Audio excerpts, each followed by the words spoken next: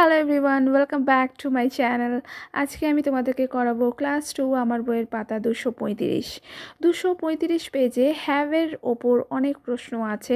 আমি তোমাদেরকে সেই প্রশ্নগুলো ভালো করে করিয়ে দেব, কিন্তু তার আগে আমরা শিখব হ্যাভের ব্যবহার। হ্যাভ আমরা কখন ব্যবহার করব, কার পরে ব্যবহার করব, কেন আইয়ের পরে হ্যাভ বসে, কেন হি সি বা ইটের পরে হ্যাভ বসে না, এই সমস্ত কোশ্চেন, এই সমস্ত প্রশ্নগুলোর উত্তর আমি তোমাদেরকে ভালো করে করিয়ে আজকে বুঝিয়ে দেবো।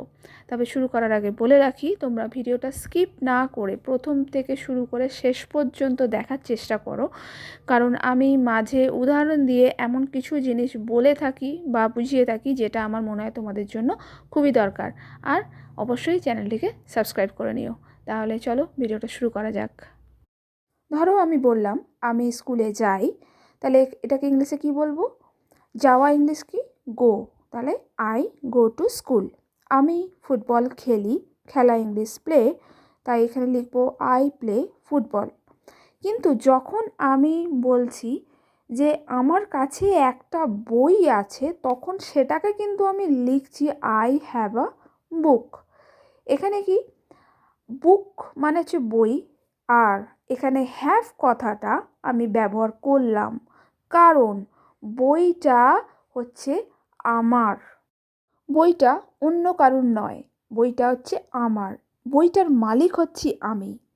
তাই যখন কোনো জিনিস আমার বোঝাবে, আমার নিজের বোঝাবে, তখন সেক্ষেত্রে আমরা হ্যাভ কথাটা ব্যবহার করব। পরের এক্সাম্পলটা দেখো, আমার কাছে একটা খেলনা আছে, তার মানে কি আমার হয় বাবা তা নাহলে মা আমাকে একটা খেলনা কিনে দিয়েছে। সেই খেলনাটা শুধু কিন্তু আমারই, সেই খেলনাটার মালিক কিন্তু আমি, ওই খেলনাটা আমার খেলনা। সেক্ষেত্রে আমরা হ্যাভ কথাটা ব্যবহার করব। তাহলে এখানে কি লিখব? I have a toy. আমার কাছে যদি একটা গাড়ি থাকে, যেটা আমার নিজের গাড়ি, সেক্ষেত্রেও আমরা বলবো আই হ্যাভ আ কার। আমি একটা বাড়ি কিনলাম, নতুন বাড়ি কিনলাম, সেই বাড়িটার মালিক হচ্ছে আমি, সেক্ষেত্রেও কিন্তু আমি বলবো আই হ্যাভ আ হাউস। এরপরে চলো দেখে নিই কার কার পরে হ্যাভ বসে। চারটা থেকে তোমরা বুঝতেই পারছো যে আয়ের পাশে হ্যাভ বসে, উইয়ের পাশে হ্যাভ বসে, ইউয়ের পাশে হ্যাভ বসে, আর দের পাশে হ্যাভ বসে। তবে এক্ষেত্রে তোমাদেরকে আমি একটা ছোট্ট জিনিস বুঝিয়ে দিই। যখন একজনের বেশি বোঝাবে, তার মানে উই মানে হচ্ছে আমরা, আমরা মানে হচ্ছে যে কি একজনের বেশি। ইউ মানে কিন্তু ইংলিশে ইউ মানে হচ্ছে তুমি বা তোমরাকে বোঝায়। তুমি মানে হচ্ছে একজন, কিন্তু তোমরা মানে হচ্ছে একজনের বেশি, দুক্ষেত্রে কিন্তু আমরা ইউ লিখি।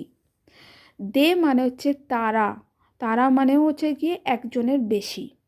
যখন একজনের বেশি কোনো বস্তু বা ব্যক্তিকে বোঝায়, তখন কিন্তু আমরা হ্যাভ কথাটা ব্যবহার করি। তার মানে কি, দুজন মানুষ বলো, দুজন ছেলে বলো, দুজন মেয়ে বলো, দুটো কুকুর বলো, দুটো পাখি বলো, দুটো বই বলো, দুটো গাড়ি বলো, যাই বলো না কেন, দুটো তিনটে চারটে একটার বেশি যখন হয়, তখন আমরা হ্যাভ কথাটা কিন্তু ব্যবহার করি। কিন্তু যখন একটা বোঝাবে, যেমন এক্ষেত্রে ধরো চারটায় লক্ষ্য করো, he she it Ram Shyam Jadu Madhu, one bird, one tiger, one cat, যাই বলি না কেন, যখন একটা বোঝাবে তখন কিন্তু আমরা হ্যাজ কথাটা ব্যবহার করি।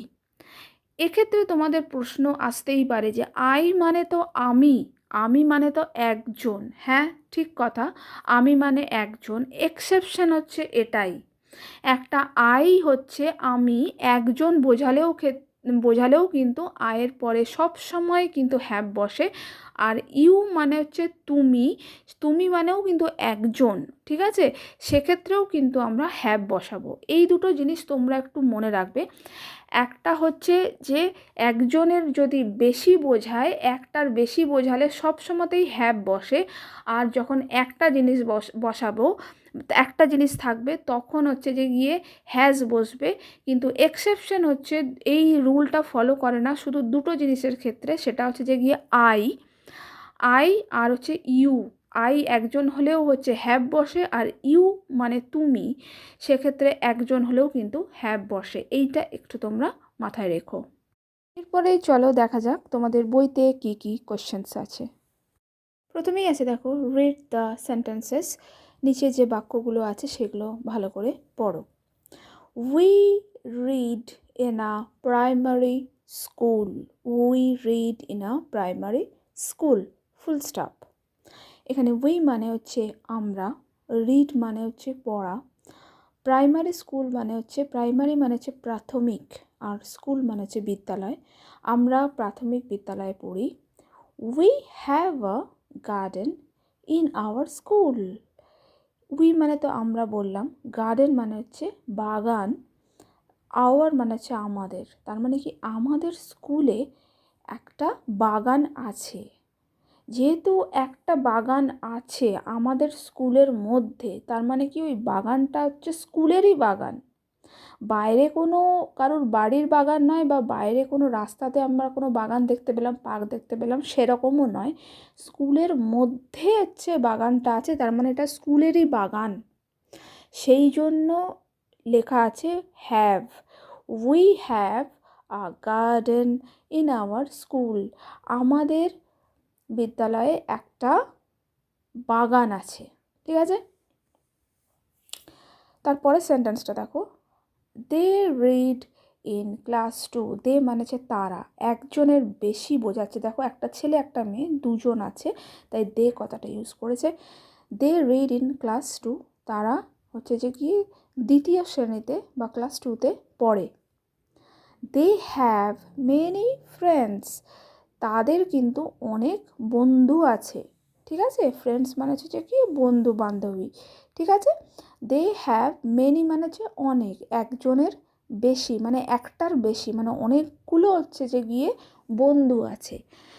অনেকগুলো মেনি মানে যেহেতু একটার বেশিকে বোঝায়, সেই জন্য ফ্রেন্ড না লিখে, লিখছে ফ্রেন্ডস। পাশে দেখো একটা এস যোগ করেছে, মেনি ফ্রেন্ডস। আ ফ্রেন্ড কিন্তু মেনি ফ্রেন্ডস। ঠিক আছে, আর দে হ্যাভ যেহেতু তাদের আছে, তাদের নিজেদের বন্ধু, ঠিক আছে, তাদের বন্ধু, তো সেই জন্য এখানে হ্যাভ কথাটা ব্যবহার করেছে। তাদের আছে অনেকগুলো বন্ধু মানে আমার অনেকগুলো বন্ধু আছে। ঠিক আছে, তা সেক্ষেত্রে হ্যাভ কথাটা হচ্ছে গিয়ে আমরা ব্যবহার করব। তো দে হ্যাভ মেনি ফ্রেন্ডস, তাদের আছে অনেকগুলো বন্ধু। নেক্সট আছে দেখো, টিক দ্য কারেক্ট অল্টারনেটিভ। এখানে 4টে সেন্টেন্স দেওয়া আছে। প্রত্যেকটা সেন্টেন্সে কিন্তু প্রত্যেকটা সেন্টেন্সের মধ্যে দুটো করে অপশন আছে, হ্যাজ অথবা হ্যাভ। এর মধ্যে যেটা কারেক্ট সেটাকে তোমাদের টিক করতে হবে। নাম্বার 1-এ আছে I have or has a pet dog. তার মানে এখানে আয়ের পরে হ্যাভ বসবে না হ্যাজ বসবে? আমি কি বললাম, আয়ের পরে সবসময়তেই হ্যাভ বসে। আই একজন বোঝালেও সবসময়তে হ্যাভ বসে, তাই এখানে কি হবে, I have a pet dog. তার মানে কি আমার কাছে একটা পেট ডগ আছে। পেট কাকে বলে, পোষা। ঠিক আছে, ঘরে যাদেরকে আমরা রাখি, সেটা একটা কুকুরই হোক, সেটা একটা বেড়ালি হোক, বা একটা পাখি হোক, যাই হোক না কেন, পোষা জিনিসটাকে ইংলিশে বলে পেট। ঠিক আছে, তাহলে আমার একটা পোষা কুকুর আছে। 2 নম্বরটা দেখো, we have or has a blue bicycle. We মানে আমরা, একজনের বেশি বোঝাচ্ছে, তাই অবশ্যই হ্যাভ হবে, একজনের বেশি হলে হ্যাভ হয়।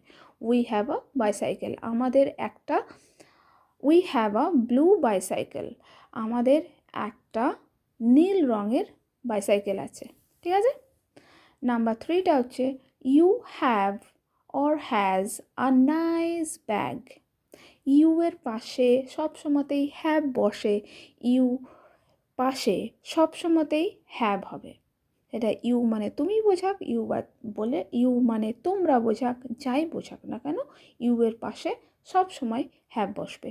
তাহলে কি হবে, you have a nice bag, তার মানে কি তোমার কাছে একটা খুব সুন্দর ব্যাগ আছে। নাম্বার 4টা দেখো, they have or has new pencil. They মানে তারা, তারা, তার মানে একজনের বেশি বোঝাচ্ছে, হ্যাভ হবে। দে হ্যাভ নিউ পেন্সিল, তাদের কাছে নতুন পেন্সিল আছে। ঠিক আছে, এর পরেরটা দেখো, ফিল ইন দ্য গ্যাপস, নিচে কিছু শূন্যস্থান পূরণ আছে, সেগুলো তোমাদেরকে করতে হবে হ্যাভ বা হ্যাজ দিয়ে, ঠিক আছে। আই অ্যাম বুম্বা, আমি হচ্ছি বুম্বা, তার মানে আমার নাম হচ্ছে Bumba.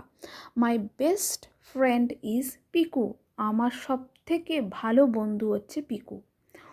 We dash a bat and a ball, we এর পরে কী বসে, হ্যাভ, তাহলে we have a bat and a ball, আমাদের কাছে একটা ব্যাট এবং একটা বল আছে। We dash two other friends, we have two other friends, আমাদের দুজন বন্ধু আছে। দে আর রহিম অ্যান্ড রাম, তারা হলো রহিম এবং Ram. They dash a football, they have a football, তাদের কাছে একটা ফুটবল আছে। উই প্লে টুগেদার, মানে হচ্ছে আমরা, উই অল মানে হচ্ছে আমরা সবাই, প্লে মানে হচ্ছে খেলা, আর টুগেদার মানে একসাথে, তার মানে কি আমরা সবাই মিলে একসাথে খেলি, ঠিক আছে। আজকের ভিডিওটা আমার এই পর্যন্তই। আমার ভিডিওটা যদি তোমাদের কারোর ভালো লেগে থাকে তাহলে অবশ্যই ভিডিওতে একটা লাইক করে দিও, আর বন্ধুদের সাথে শেয়ার করতে কিন্তু ভুলো না। আর যারা আমার চ্যানেলে নতুন তারা অবশ্যই চ্যানেলটিকে সাবস্ক্রাইব করে রেখো, তাহলে আমি যখন কোনো নতুন ভিডিও পোস্ট করব তার নোটিফিকেশান সবার আগে পেয়ে যাবে। তাহলে দেখা হবে আবার নেক্সট ভিডিওতে, and thank you so much for watching this video.